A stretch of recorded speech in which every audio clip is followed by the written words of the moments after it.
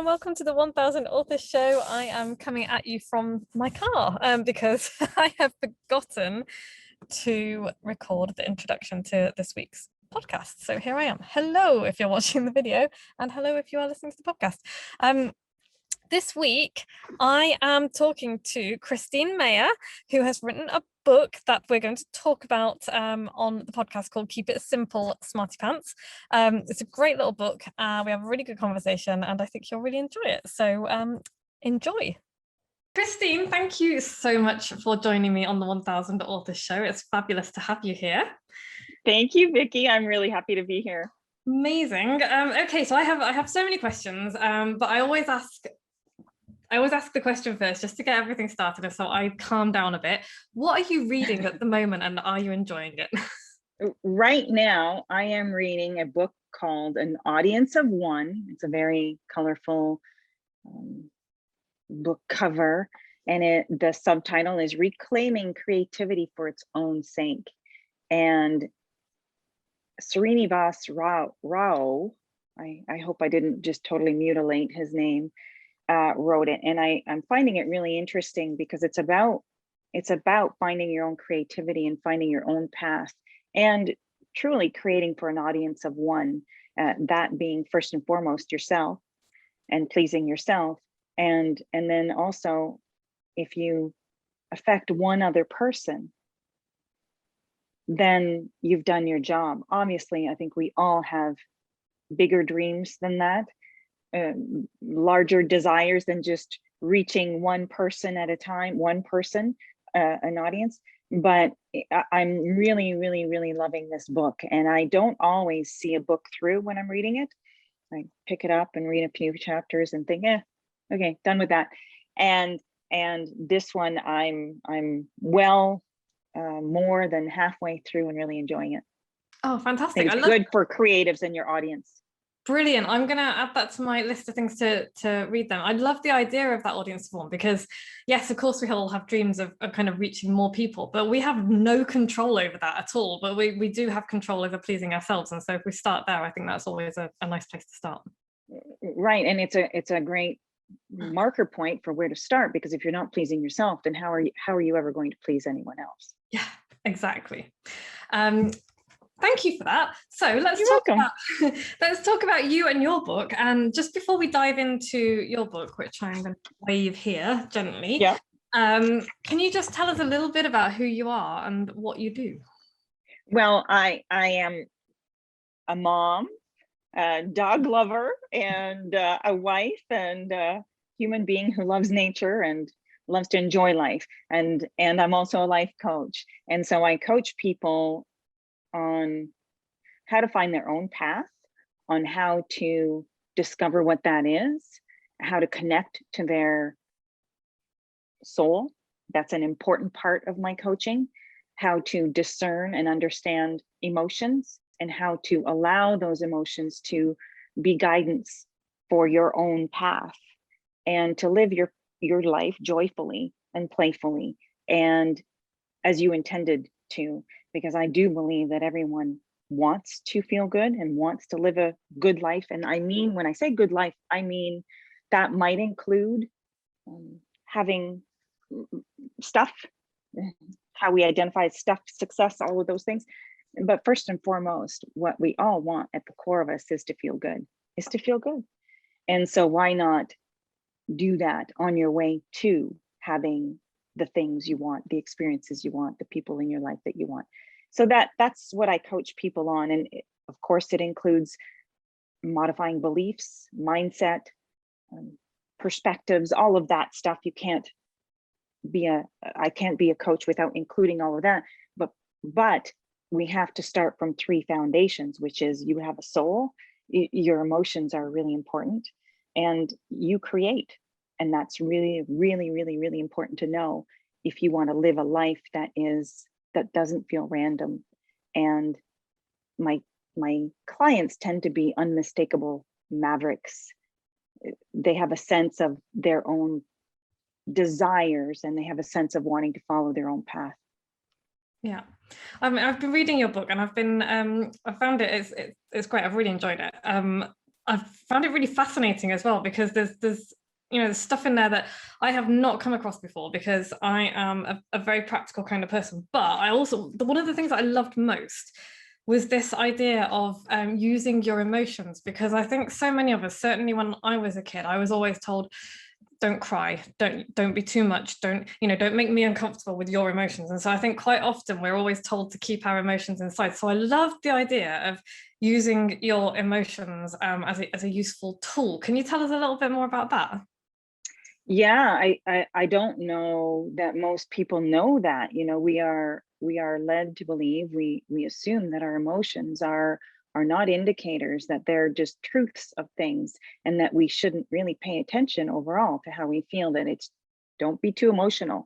And so when you marry that with the idea that you have a soul perspective, and that soul has a frequency, a resonance, a very high frequency, and that your emotions are feedback to you. When you feel good, you are in resonance with that high frequency. Therefore, you are also more in resonance with your desires.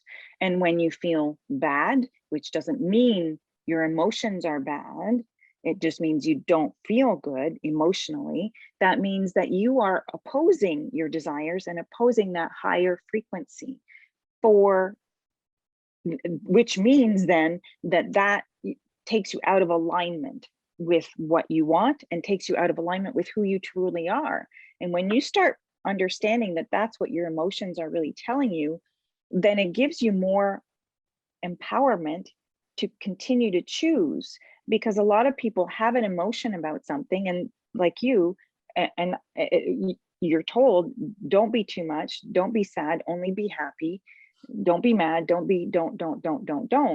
and only positive emotions are encouraged. And from this vantage point, all emotions are welcome, and embrace them, because they're information for you, and that you can change them. That because you feel a certain way about something doesn't mean that you have to keep feeling that. You are actually more in charge of your emotions than what most people believe they are. It's not conditional. It doesn't have to be conditional, although most people do make it conditional. Something happens, I feel this way, and I'm going to keep feeling this way forever. Or I don't have this and I want this, therefore I feel like this because I don't have it. And it's like, well, there's a whole other way to think that puts you more in alignment with actually receiving it, having it, enjoying it. But you can have fun on the way, you can feel better on the way. So obviously I go into more description, simple description in the book, because I want to keep it simple. I want to keep it practical for people, but that's a whole different understanding of emotions than, keep it simple. Yeah. Yeah. Thank you. So yeah, I'm not going to get you to talk too much more about that, because it's in the book and people can buy the book if they wish to do so. It's very easily available on Amazon. And like I said, it's a great read. It's a simple read, which I love. It's and it's had perspectives that I had not thought about before. And you have put things in ways that I hadn't considered before. So I found that really, really interesting and really useful. So tell us about the book. What made you decide to write this book? Well, I think I've been wanting to write a book for a really long time. I started a different book 12 years ago or something like that, and sort of ditched the idea. But this is sort of an evolution of that, really. It really is. And I found myself writing back then about the soul, but from a different perspective. And so I was ready. I was ready. And this book is my work. This book is my livelihood. This book is everything that I think about every day, all day, and what I coach people on. So this book was an easy transition to write, because I know this information in and out. And I noticed that it was published in 2020, which people may be aware. A thing happened in 2020. There was a global pandemic and we all went into lockdown. So can you tell us a bit about that experience? Like, what made you decide to write it then in the middle of a pandemic, and how did you find that experience? Well, I started writing it way before the pandemic happened, and I was on track to publish it in June, July of 2020, and in the meantime, the pandemic happened. So, I paused a little bit, because it is about stop overthinking, start aligning, and live happy. And so many people were experiencing a sense of uncertainty and conditions that they understandably so were reacting to and weren't feeling all that happy about things. So, but then I decided it might be something for people to read that will help them get through this. And so the pandemic really didn't affect much of anything for me in terms of messing up my plans or my intentions. And I didn't have a book launch established, meaning to go travel around or do any of that stuff anyway. So I did some promos and things like that. And I think it was actually perfect timing because it was really helpful. I've heard back from a lot of people on how this book has helped them through this pandemic and how perfectly timed it was for them to find a different perspective about their situation and the global situation as well. Oh, brilliant. I can imagine it would have been because there were lots of feelings, a lot of feelings last year. So a lot of feelings. And so if you have a guide to help you navigate those feelings and understand them from a different perspective, a different way than you've ever understood them, that's really helpful. Yeah. Okay, so tell us a little bit about, because you self-published, didn't you? I did. So what was behind that decision? Because presumably you thought about traditional publishing. What made you decide to go with self-publishing? I did. I thought about it all. And what felt best to me was to go the self-publishing route. I found that I had a little too many things in the way to go through a publisher, meaning I didn't want to have to wait for someone else to approve of my book. And I wanted this to be an easy route and just go ahead and publish it. Of course, I had it professionally edited. Of course, I worked with a book coach, of course, all of those things. And I wanted to produce a really, really good book and a well displayed book, a really good quality book. And I just found that my sense was if I go through a regular publishing route, I would perhaps hit more roadblocks than I wanted to. And so self-publishing just seemed like the next logical step for me. And with self-publishing, there are things that I learned that I never knew about, certainly. And I have someone who manages my book on Amazon. So that's really helpful. I took as many of that minutia to me out of my way so that I could just focus on writing my book and having it be the way that I want it to without needing approval from anyone else. Yeah, I hear that a lot from people who self-publish or indie publish, as I call it, is that level of control over what you're doing and the freedom to do with it what you want as well. Yeah, that was really important to me. Again, it's creativity, right? So although it's my work, but it's also creative in the sense of doing the book cover the way that felt inspired and so on. And so I didn't want to be hitting too many roadblocks, especially with my first book, because that's a real confidence basher. It is, yeah, it is. So let's talk about the writing of this first book then. Did you enjoy the process? I really did. Overall, it was really easy, and my approach to writing was not, I'm going to sit down, and I know that there's a lot of conventional wisdom that does say you need to sit down, you need to write 1,000 words a day or whatever, many things out there. My approach really was get an outline. I got a Kickstarter through a book coach, and on figuring out what my book was about, what I wanted to write about, and I produced an outline. And from there, that was so easy from there because everything I did was in Trello. And through the Trello board, I just kept adding ideas, concepts, principles, foundations that fit into those chapter headings. I called them chapter headings. I ended up not even using the chapter headings in my book, but it was a way to format and funnel my thoughts and my brain. And so I just kept dropping things in. And then the editor, the developmental editor that I worked with, then looked at it and saw the big picture, saw the arc of it, because I was too much in the middle to really see it. I knew what I wanted to say, but so she took it and she would ask me questions, and then I would, well, I can answer that easily. We knew the game we were playing. And so I would either type it myself and respond to her, or she would ask it to me and I would speak it to her and she would type it. And that's how my book developed. And it was really easy. And there were times when it felt hard, when I had nothing to say. But once we got into the groove of that, it was just so easy. And it was just so fabulous to work with a book coach and a developmental editor. And it just kept the flow really, really going. So overall, it was easy. And it took me about a year, through the course of a year, maybe two, but it all came together in a weekend. It does happen kind of quick at the end. Yeah, once it was all there, it was all there. So it did come together very quickly once it was all there. Yeah. Amazing.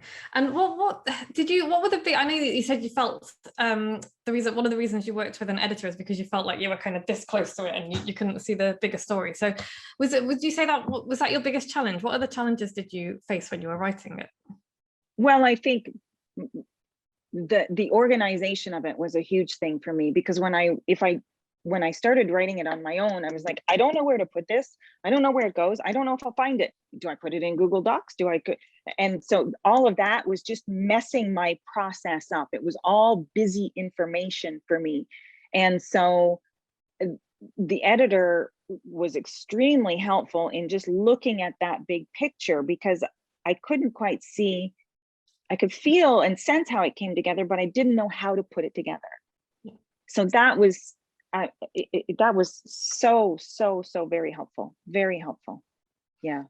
Okay. And what have you found? How did you feel after you'd finished writing your book? I think it's a long process, and it's a process that you're part of, that I was part of over the course of time. So when I was done, it was like, well, there you have it. You know, kind of like when I got pregnant with our daughter, we weren't really planning on it, but it wasn't a big surprise. And we got a call, and the lady, our friend who was the nurse, said, well, you're pregnant. And my husband and I looked at each other and said, well, what do you know? You know, it's like one of those things, you know it's coming, and it's satisfying and gratifying and fulfilling, and yet it was a next logical step. So it wasn't this big thing. But I think getting it published felt like another accomplishment also. Yeah, because I think a lot of people don't realize that. They think, oh, I finished writing the book, yay, it's done. And then it's like, no. No, it's not. Yeah, no, it's not. Because from the time that I completed the book, I intended summer of 2019. I thought, well, what I'd really like to do is finish my book by the end of the summer. And guess what? I did. That last weekend of summer, it was done. And it was between there until June of 2020 because there were multiple edits, back and forth things, design elements, coordinating everyone. You know, writing a book, in my opinion, it's beautiful to have a team of people, because writing a book alone can be done, certainly, but it was just, for me, it was just so much fun to have people in on it too.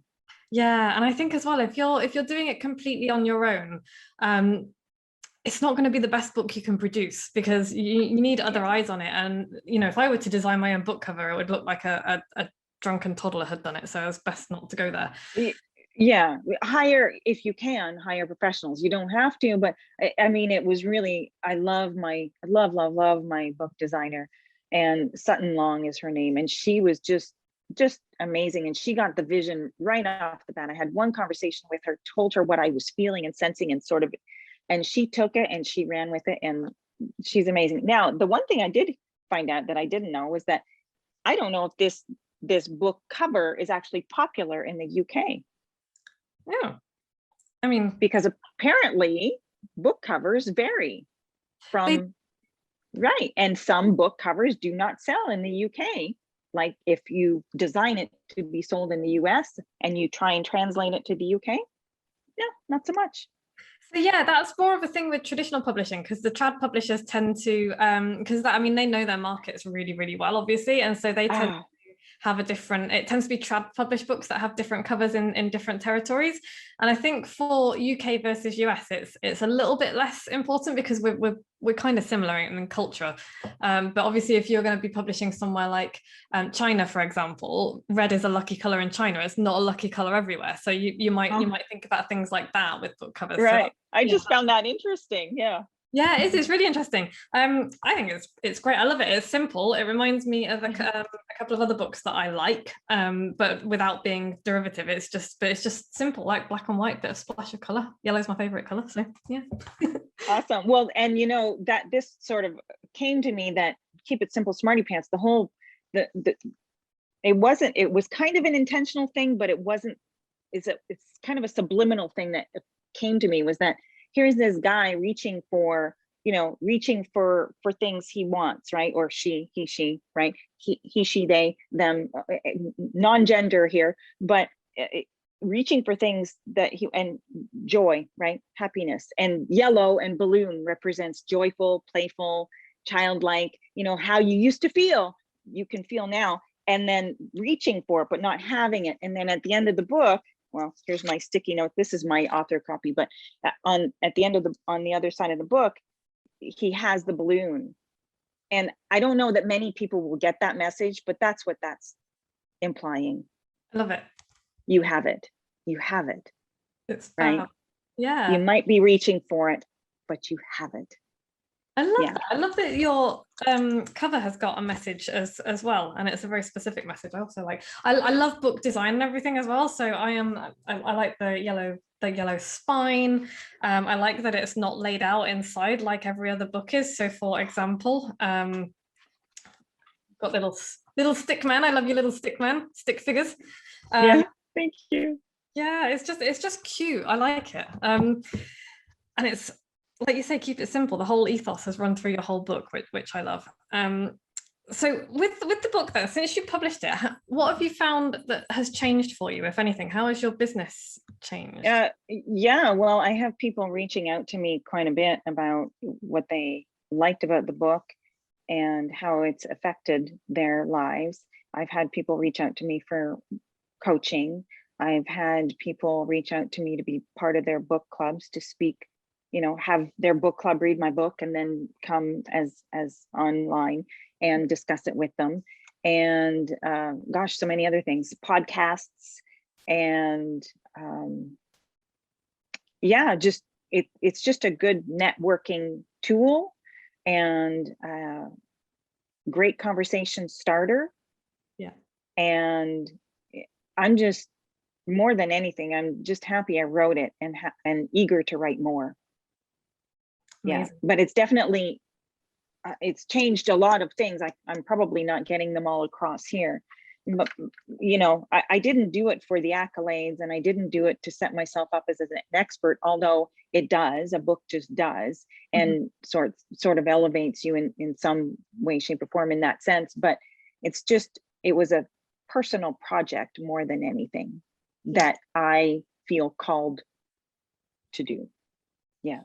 And I think that's one of the hidden benefits of writing a book that people don't realize, is that feeling afterwards of all of the things that you've just described. It's like, yes, all of that stuff about elevating you and expert status on that, that's great. And that's almost a side effect to that feeling of, oh, I have done this thing that I really wanted to do, and it was really important to me, and it was hard. It was a hard thing to do, and I've done it. Right. It wasn't, for me, it wasn't a strategic thing. It was a thing that I could not do. Yeah. I've wanted to write a book. I felt I would write a book for a long time. And now all I want to do is write more books. Okay, so tell us about the books that you want to write then. This is exciting. And this is a thing as well, by the way, a running theme with people that are like, oh, I've written my book, and it's like, right, when can I write the next one? And it's a slippery slope.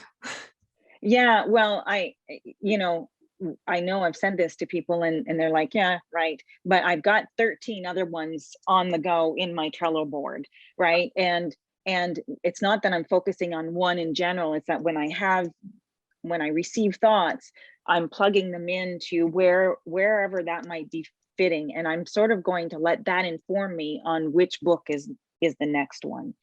So I've got them trademarked under the Keep It Simple Smarty Pants title, and I'm going to keep them in that similar format because I think it's readable. I think it's practical. I want it to be easy and entertaining, and I want people to be able to use the information and apply it. Yeah. So, I mean, I have several. It's just going to break it down more, probably into more categories, maybe money, relationships, and so on. And or there might be another one about just life in general and how to bring all of that together. So again, I've got 13 going. It might end up being 5 out of that list of 13, right? That maybe some get condensed. And that's still what I'm just chilling out on that and letting it sort of inform me rather than trying to make it happen. Cool. It sounds like you're creating a little family of books under the Keep It Simple Smarty Pants. That's the intent, at least until that sort of wears itself out. And then who knows what comes next. I have a children's 3 children's books on the go. Oh, and that's extremely exciting to me. And I want to write that under a different name. And I made up like a really fun name. And so I like the fun ideas of it all. Yeah, that's so cool. I'm really excited about that. I'm really excited about the fact that you're excited about writing a book. This is why I love talking to writers, because these kind of like pits of despair at times. It's like, oh, I never want to see it again. And then when we're done, we're like, oh my gosh, it's the best thing ever. And it's just right. And there were definitely times that it's kind of gone in my memory right now, but there were definitely times I remember sitting with all of my papers and all of the things that there were to do with my book and wondering how it was all going to come together. There were definitely times when it's like, oh, I just need to walk away from it. And I did. So there were plenty of times when I didn't write, because unless I was inspired to write, unless I was actually inspired to put something down that felt like it was coming from inspiration, I never made myself write. I just didn't. I didn't force the issue. I didn't need to add that pressure, that undue pressure to something that I wanted to be pure and really coming from alignment to deliver to an audience, even if it was an audience of one. Even if it was an audience of one. Yeah. Awesome. Okay, so we are sadly running out of time, but I'm definitely going to get you back when you've written your next book. Can you tell us, or can you leave? So I always ask everybody who comes on the podcast to leave the listeners with their top tip for writing. It doesn't have to be like a professional tip or anything, just something that you found useful. What I found useful was do it. Listen to wisdom, certainly about writing books, and try some things, but make it work your way. Don't make yourself wrong. If you're not writing 1,000 words, don't add pressure to yourself. Do it when you feel inspired. Set yourself up to be inspired. Use self-talk to inspire yourself, to boost yourself, to pat yourself on the back, to speak as if you were speaking to a young child and encourage yourself. And don't need your book writing to look like someone else's. And I found that out for myself. Is like my book writing looks way different, I thought, than anybody else's, because I'm not writing big long paragraphs. I'm like tiny little things. And that created a book because I elaborated eventually, but it was easy. And I think that the other thing is that book writing is messy. Like, I thought that I would write a book and it would be a book. Here's a book. But it's messy. It's like, it's PC, and it's, while my editor told me I wrote really well and there were very few edits in terms of the writing, it was placement. And it's not a book all of a sudden. It's a PC mess. Yeah. And I thought books, well, if I can't write a book, but that's not how it was for me anyway. It's a PC mess, and then it comes together. So don't be discouraged about that. That's the process.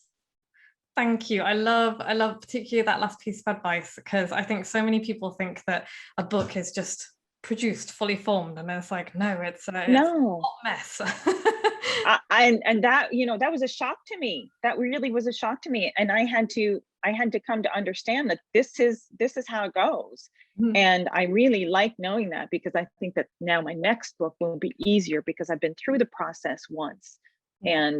And I see how it came together, even when it looked like just a big Trello board full of jotted down ideas.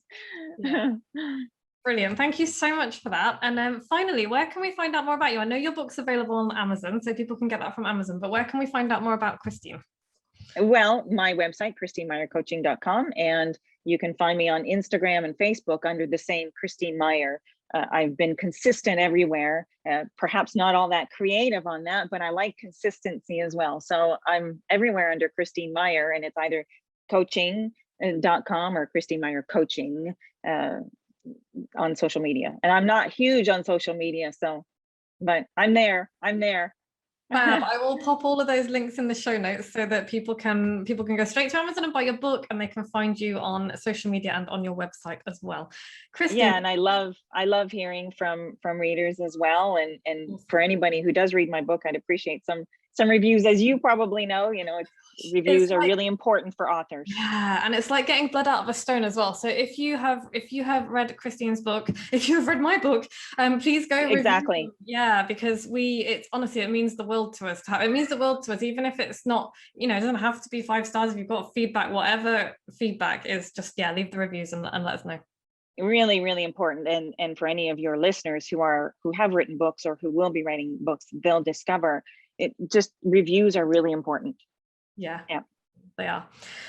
Thank you, Christine. This has been an absolute delight talking to you. Really looking forward to having you back for your next book at some point. Yay. Not too long.